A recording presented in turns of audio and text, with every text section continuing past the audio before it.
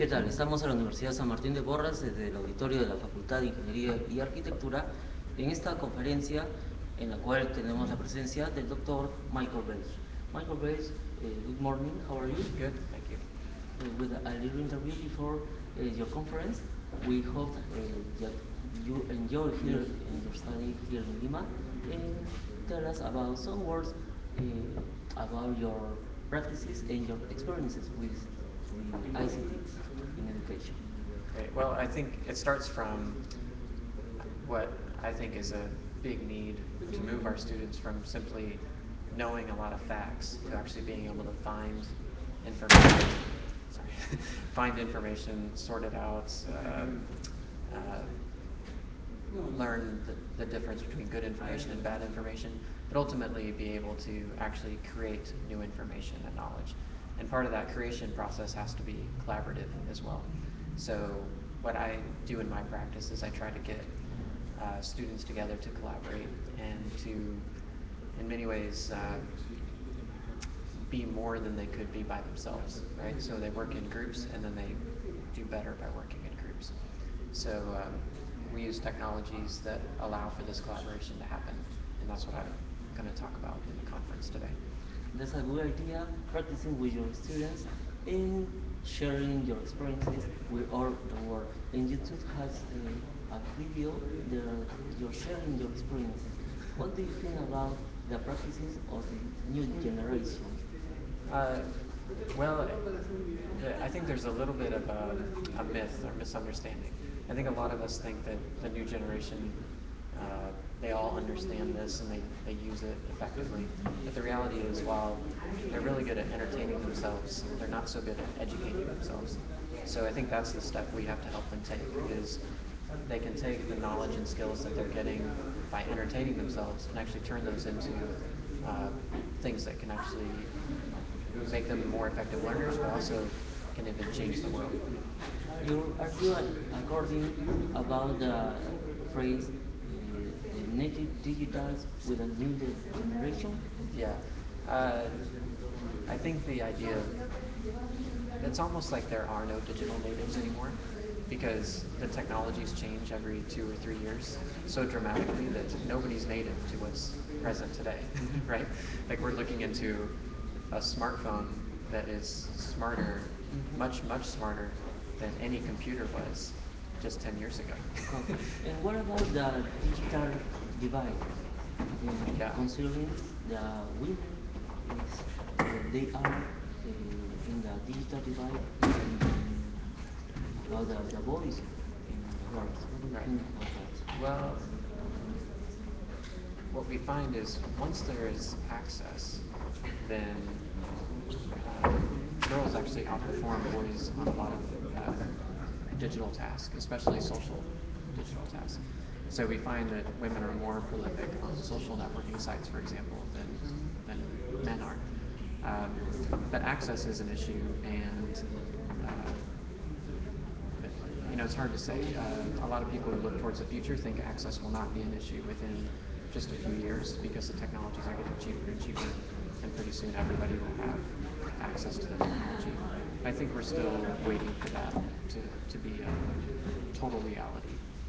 In the meantime, even when we get that far, there's going to be what's called a participation divide, which really comes about because some people know how to use the technology and some people don't. And I think that's the critical divide that we're going to see into the future. And that's where we come in as educators. We have to make sure we educate everybody on how to use these tools effectively.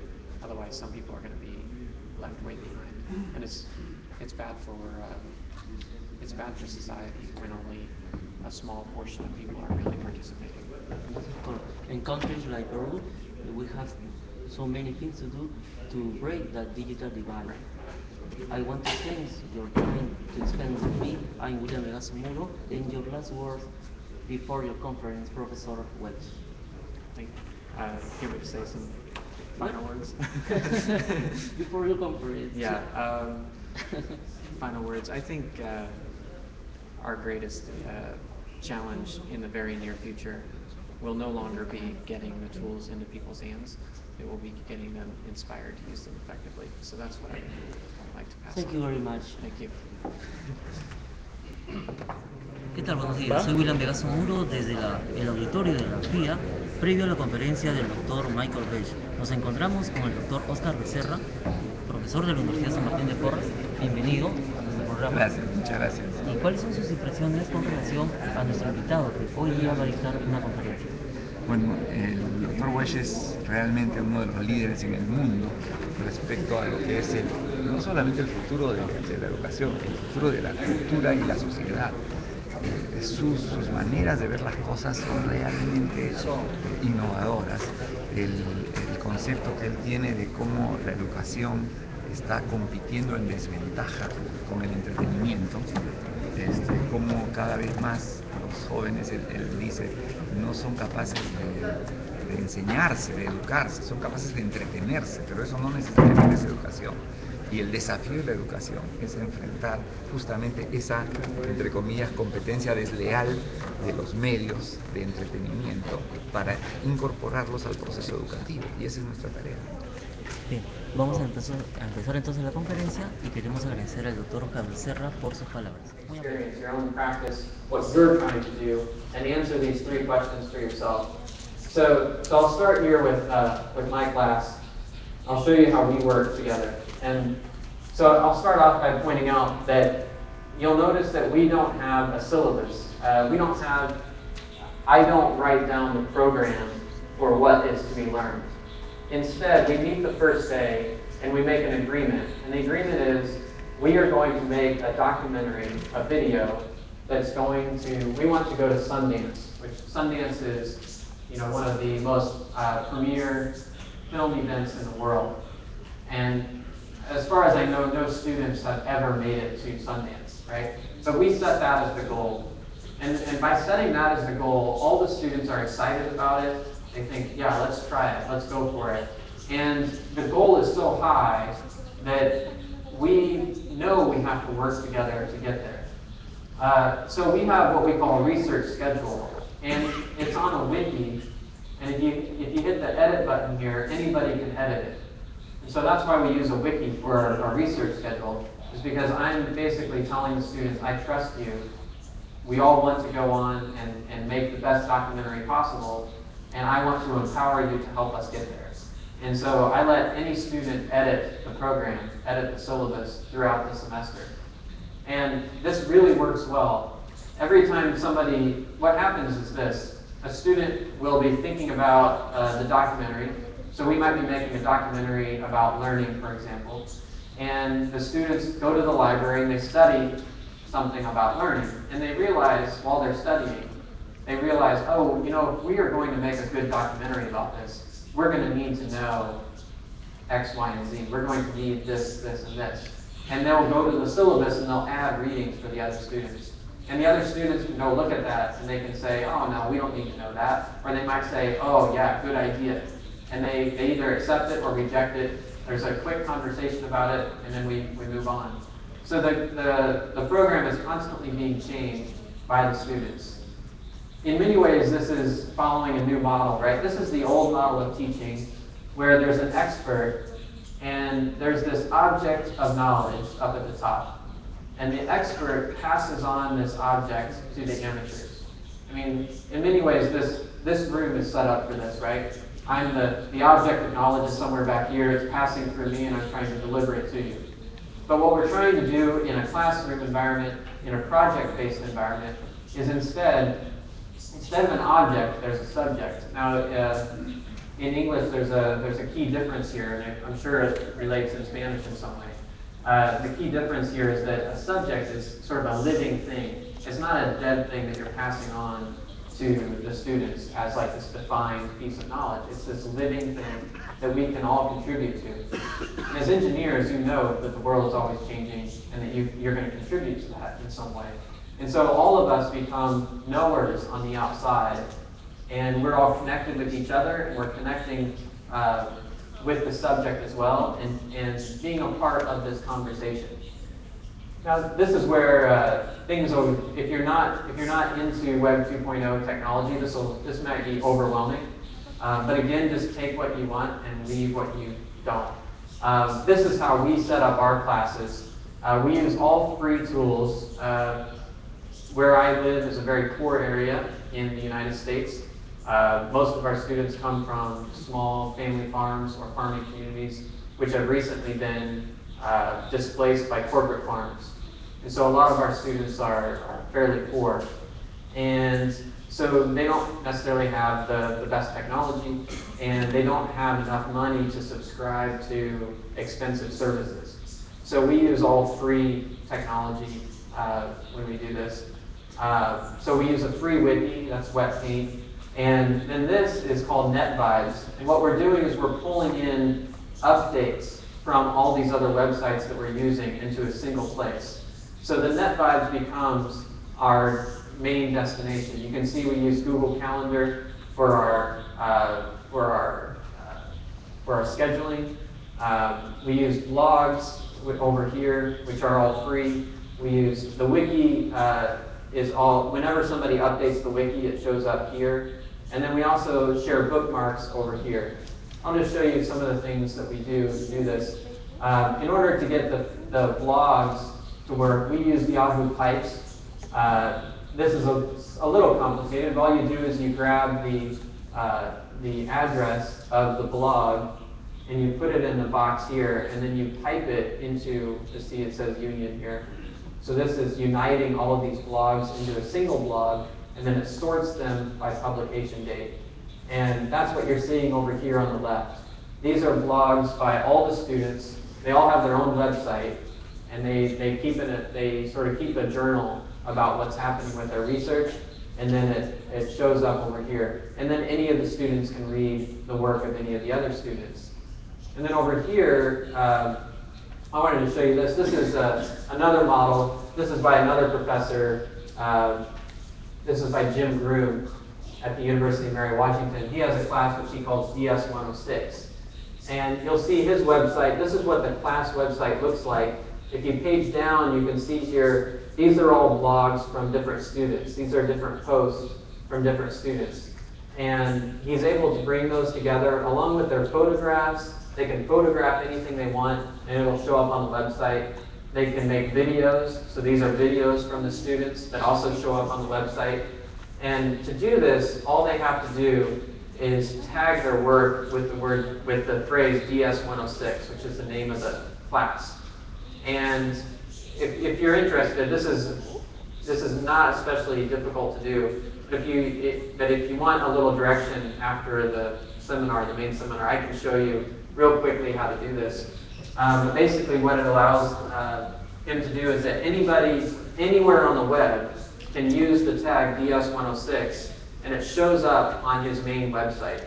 And I can show you how to do this. So you can take your own class tag. So I teach anthropology, so it's usually ANTH 200, something like that.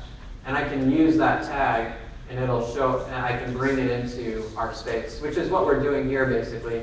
We also share bookmarks. So over here, we use, well, I'll show you the blogs first. If you click on any of the blogs, you can see the students blogging here. And this can be really useful. For example, this is a blog by a student. Here he's writing about things that he's been reading. And the first post is from one of the authors that he's writing about. And the author is basically writing in and saying, thanks for reading my work. You should also read work from these two guys.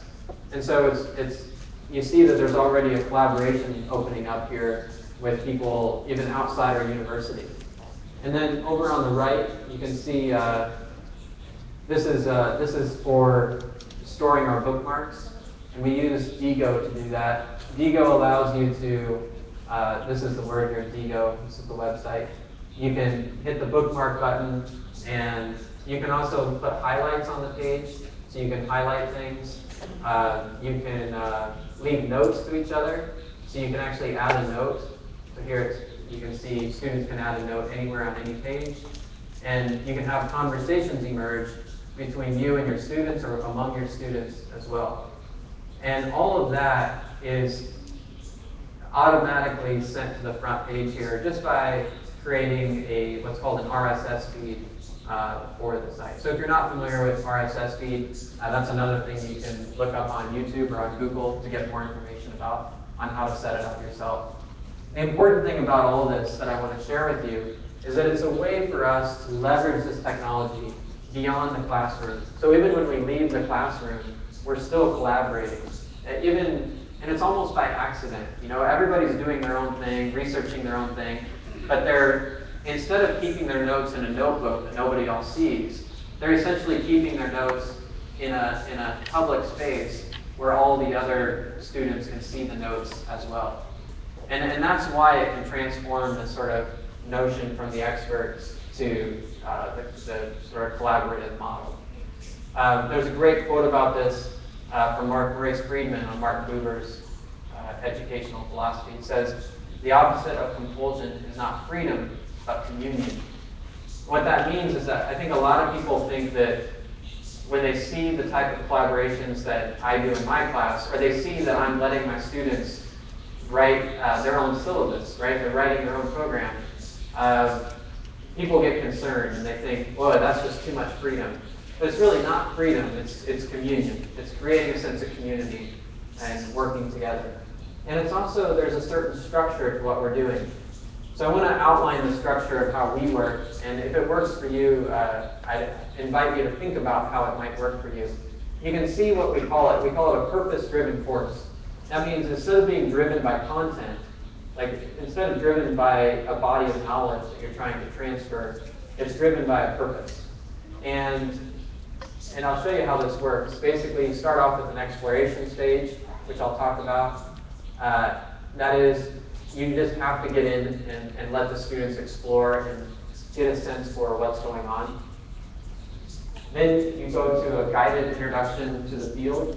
That's for 2 or 3 weeks, I will actually step up as the main professor, like the expert in the room, and I will sort of guide them through this introduction to the field.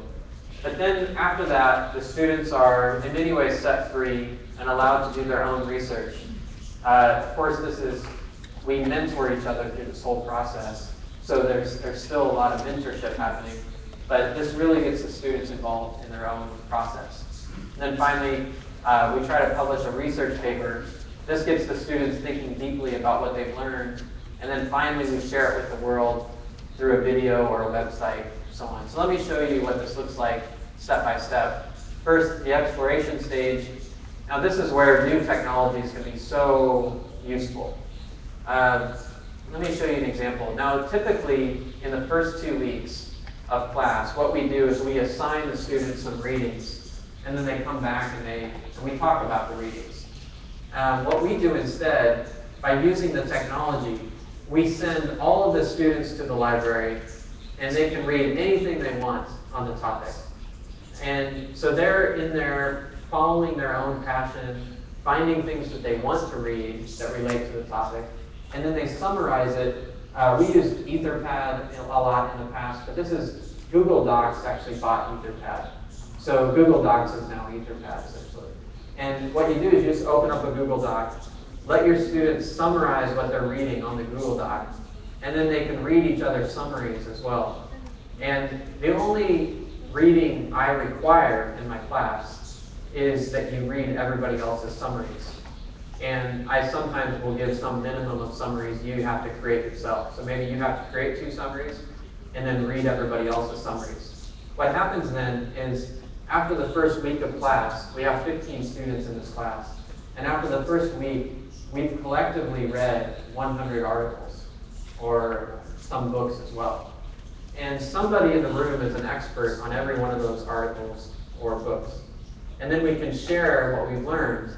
And it's so different than doing it where it's sort of the professor delivering the information. Instead, all these students are coming back with all of this information they've learned, and we're all sharing, and then we're thinking, created sample questions for each other, and we're quizzing each other and all kinds of things. So this was a really remarkable study group. And you might ask yourself whether or not this was a success. Like, did this work? Well, it turns out in that first year when students did this, their scores went up by about 2 points. So it was very effective. It was a great study session. It worked. But on the other hand, the next year, I let students use that same study guide, and the scores actually went down. And the reason why, of course, is because when students create a study guide, they're really learning something, and their grades go up. But when they're just reading a study guide, they're not getting the information in the same way, and their grades went down. More importantly, I started thinking, students are spending a lot of time memorizing information for an exam, and that's not what I want to do. I want to change the way they think about the world, not just give them a bunch of information. So we decided to do something new and different. Um, what we started doing was we started thinking about how can we get all 200 students to contribute to something much bigger and much more interesting. So what we did is we took all these students and then we put a world map on top of them, essentially. And all the students then move to a different place in the world, sort of symbolically, right? And then they become experts on those different parts of the world. And they have to know the whole history of those different places, the economy, the religious practices, politics, and so on. And and then they create their information on the wiki. So we're sharing information about all these different places around the world on the wiki, and all the students are creating this information. And then some big questions start to emerge. Now, these are American students. Most of them have never been outside of Kansas, which is a fairly small, remote area in the United States. And so this is all new to them. And one of the things they start to realize is that they are very privileged in many ways. So while they're poor within the context of the United States, they start to realize when they study the whole world, they start to think, wow, well, maybe we got it pretty good, because they start to realize that there's over 1 billion people living on less than $1 a day. There's 3 billion people living on less than $2 per day. There's 800 million people who are undernourished. And there's 27,000 children who are dying of poverty today. And the question becomes why. So this becomes the real and relevant problem we try to answer as a class. And what we do to answer this is we try to create a game together. We call it a simulation. But essentially, all the students now, about halfway through the semester, all of them are getting a lot of knowledge and a lot of experience about how the world works, because they're all studying and contributing to the wiki. And so then we get these students together in groups, and they brainstorm how they could create a game that would simulate world history. And so we put them all in a room like this, and each one of these tables represents a different country or a different culture. And the students then sort of create their own culture at these different tables. And then we play the game. We essentially play out the simulation, which is to simulate, we try to simulate world history from the year 1450 to the present. So it goes through all of colonization, as well as decolonization, nation building. And you can imagine the rather turbulent history for all of the Americas during this time, right? United States, Peru, going through very turbulent times. And here's what it looks like. The students create all kinds of new rules for how the world works. This will seem kind of, it can seem silly on the face of it, but it's actually pretty serious. For example, these Fruit Loops, every culture in the room has a box of Fruit Loops to start off with. And that represents their land, and they can harness stuff, harvest things from the land, and they can eat it, or they can use it for decorations. These are their resources, right? But what's happening here is this is a colonizer coming in, saying, we're going to tax your land, so you need to give it to us. Or they might just take over the land. And in this case, the colonizer has taken over the land. And they do this through, the students invent ways to have war with each other. So these are cards that allow them to have war against each other. And then a whole global economy emerges. Here you can see the Fruit Loops being used to create necklaces. And those necklaces become commodities that are sold throughout the world. And all of this is happening in a single class period. I mean, this is 75 minutes of class period. And this game plays out during this time. And then the whole thing is filmed on 20 different cameras. So you see here, this is a still from from the camera, another still from the camera. So 20 students are out there documenting what's happening. This is a really sped up version of this. If you want to see what it looks like. Um, this is a 20-minute video compressed down to 4 minutes. So that's why it's moving so fast. You can see we use Twitter for students can send updates on what's happening in the room from anywhere else in the room. And here you can see colonization happening. So people using their cards to colonize. Con todos, antes de hacer mi pregunta, quiero saludarlos a todos, alumnos y a los maestros, por nuestro aniversario de nuestra universidad, sus 50 años. Sin duda la fiesta o el santo de todos, así que un fuerte aplauso también quisiera pedirles para nuestra universidad que tiene 50 años, ¿no?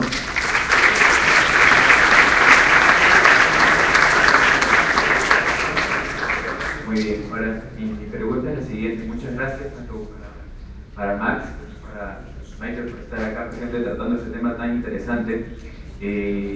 Yo recuerdo una de las palabras que dijo Mike en la exposición, que es que hoy día no es tan importante la tecnología en sí, sino las conversaciones que se generan a través de tecnología, ¿no? Las redes. También recuerdo que hace muchos años, ¿no? un teórico llamado Jürgen Habermas nos decía que lo más importante no es el mensaje en una conversación, sino en la acción comunicativa. Y luego venía Marshall McLuhan y nos decía también que el medio es el mensaje, ¿no? O el medio es el mensaje y no tanto lo que uno quería comunicar. En estos momentos, por ejemplo, que estamos viviendo toda esta revolución, esta transformación de conocimientos a través de las nuevas tecnologías, ¿no? Que permiten ese puente a poder compartir información y conocimiento, ¿no? ¿Cómo podremos hacer, por ejemplo, los maestros, cómo podemos hacer los alumnos, ¿no? Para sacar que tenemos en la cabecita esa idea de que, por ejemplo, los maestros lo que enseñamos lo único, no existe nada más, y cómo hacemos los alumnos para decir, ¿sabes qué? Lo que me dice mi maestro es lo único que hay, y tampoco no quiero darme el esfuerzo de buscar otro tipo de información, ¿no? Porque lo que tenemos acá y lo que me ha quedado claro en la exposición es que lo que nosotros imaginábamos que significaba el conocimiento, hoy en día ha caído pues en un caos, ¿no? Hablando sistémicamente, ha caído en un caos y se está dando vueltas por nuestra cabeza y ya no sabemos qué es conocimiento, ¿no? Por lo menos me da la imagen que el conocimiento es lo que cada uno de nosotros tenemos y por lo menos lo publicamos y lo difundimos por internet y luego sacamos y lo destruimos y lo volvemos a destruir y sacamos eso continuamente, ¿no? ¿Qué es lo que usted nos podría explicar sobre ese tema? Muchas gracias. Yeah, very good comments and question. Thank you. So it turns out that we've had too much information for a long time. The problem of information overload has been talked about now for several hundred years, actually, from the time the printing press started to get many books out there, and people started to wonder, like, it's no longer possible to know everything, so what's worth knowing? By the time Seymour Papert was writing in the early 90s and realizing that we were headed for the knowledge machine that I described, he estimated that in school you learn about 1 millionth of what is known, right? Just 1 millionth. And he wondered, are we really teaching the right millionth? And so that becomes a real question. At the same time, you have this competing, very reasonable argument that if we don't have experts, then we end up awash in trivialities. We end up awash in sort of, what's the right word? We're just sort of floating in information that seems to have no relevance. And one of the great things about a professor is that a professor finds links between all of this huge body of knowledge that's out there. The professor finds meaningful links and then can present those to the students. I think it's one of the most important things we do is we create a narrative for students. We create the connections to make meaning out of it. But ultimately what we really need to do is we need to give them the skill to make those connections as well. So I think while we're lecturing, we give them the important gift of modeling how to make connections and make meaningful connections. But ultimately, we have to help them do that as well. And that's where I think project-based learning can be useful, where you get them excited and passionate about a project, and then they start making the connections. Um, can I show you I want to show you an image here of some students that I met just this past week. These are high school students. Um, this is at a place called CAPS. It's a high school like I've never seen before. You walk in, and they're actually, all the walls are made of glass, and uh, and so students are constantly just congregating in the hallways. Classes are not required, but they are still well attended. Um, and instead, what students are doing is they're doing their own projects. For example, this student here is creating a flight simulator. Um, Another student, this is American football. Um, they have these down markers, right? And you, I don't know if you're familiar with American football, but you have to go 10 yards with the ball in 4 downs, right? And we use this chain that's 10 yards long to measure that. And he thought, with today's technology, why are we using a chain? He said, why don't we just use GPS and laser rangefinders to do this? And he is there developing a new, he's developing a new system as a high school student. But the most interesting student I met was this guy. Um, and he is actually trying to develop a car that runs on water. And that sounds really, I mean, that's a high goal for a high school senior, considering that the greatest scientists in the world haven't figured this one out yet. But he's persistent and he keeps trying. And he currently has 7 provisional patents. And he's going to try to do, this summer, he's going to drop his own engine, his own design, into a car and see if it works. But the most amazing thing about him is that I asked him, you know, about his classes. And I said, so do you even take classes? And he said, he's like, do I take classes? I've taken every class in this building several times. He said, I go back to the classes. I keep going back. I keep going back to the teachers and asking them for mentorship and help. And I think what I saw in that was because he's excited about something and he realizes that in order to do what he wants to do, he needs to learn from many different fields and from many different people. And now he's learning how to make those connections and build a body of knowledge that's really meaningful. And I think that's the model that inspires me. It's this idea that if you can get a student inspired, then they start to make those connections and build a body of knowledge for themselves. Me avisas. Yeah. Okay, after the conference, we have the Professor Michael here in El Mundo de la Ciencia channel just inductively. Doctor, can you tell us what your impression after your excellent conference? Yeah, I mean, I was really amazed by how many people came out and the kind of engagement we had. I especially enjoyed our little poetry making session where we asked people to think about where we're at today and what teaching is like today. And I was really impressed with the responses, not only from the faculty, but also from the student that we had the input from. I mean, it's impressive to see that level of engagement. After some question of the audience about your experience with your students, you said that you don't have any support of your colleagues about your experiences with your talented students. What can you say about this reality, not only in your university, but in many college and students here in Lima? Well, it's interesting. I think sometimes it's not that we need support, it's just that we don't need people getting in our way, right? So when you're trying to innovate, it's not always just support you need, it's also you need people to allow you to experiment and to do new things. And I think I've been lucky to have that kind of freedom where I am. And I think it's important that uh, everybody realize that it's important to create that kind of freedom. And that's the only way you can really innovate. I'd like to thank you about your conference, and we have new videos about your experience on the channel of YouTube. Thank you very much, Professor Michael. Thank you. Thank you. Mike. Oh. Information.